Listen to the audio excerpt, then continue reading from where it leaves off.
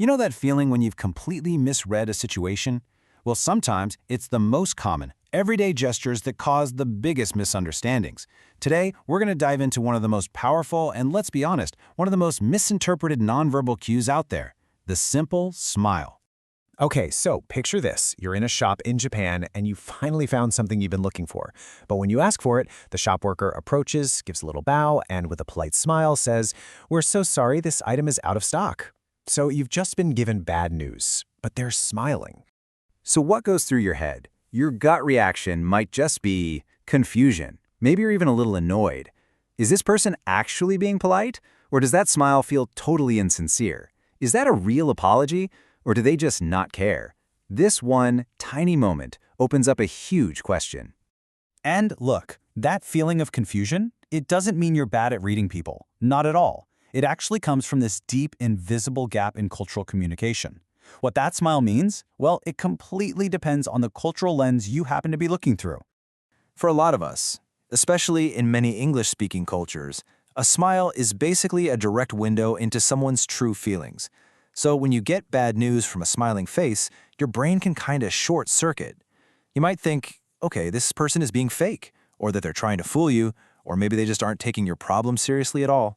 But what if that smile isn't about happiness at all? Let's completely flip the script and look at this from a totally different angle. In Japan, a smile often plays a very, very different role in society. And what's so fascinating here is this idea of the smile as a social tool, right? In this context, it isn't really about expressing inner joy. It's more of a deliberate signal, one that's used to keep social interactions running smoothly, to keep things peaceful and respectful, especially when you have to deliver news that could be a little awkward or disruptive. So let's go back to our shopkeeper.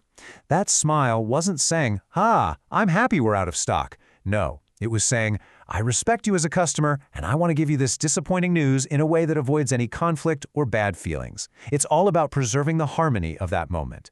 You'll even see people cover their mouths when they smile, which is seen as a sign of modesty. All right, so that's the smile of harmony. Now let's put that right up against what we might call the smile of sincerity, which is way more common in many English-speaking cultures.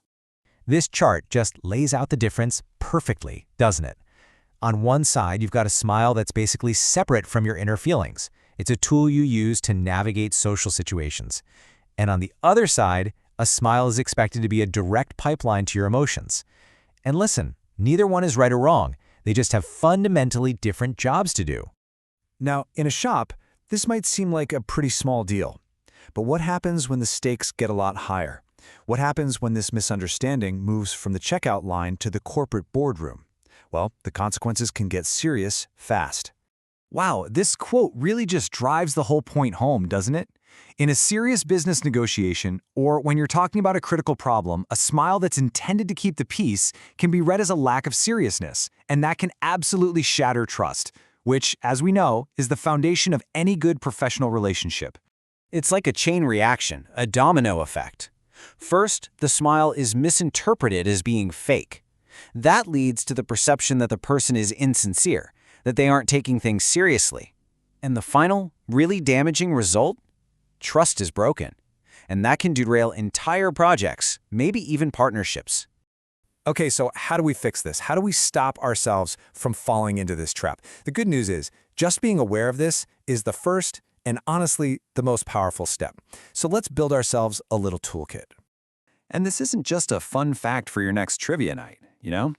In the world we live in today, which is getting more and more connected, being able to navigate these subtle differences is an absolutely essential skill for building strong, genuine relationships both in our personal and our professional lives. So here are a few simple rules of thumb to keep in mind.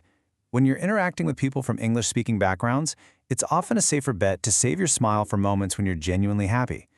During a really serious discussion, a more solemn expression sends the signal that you're engaged and you're paying close attention. The biggest key is just to be aware that your face is always communicating your cultural values. And look, this isn't about one culture being right and the other being wrong. It's about all of us needing to become more flexible and more observant communicators.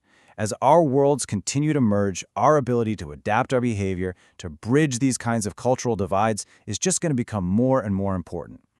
So if you take away just one thing from all of this, let it be this. A smile does not have one single universal meaning. Its meaning is written by culture, and learning how to read that cultural script is the real key to genuine understanding. It really makes you wonder, doesn't it?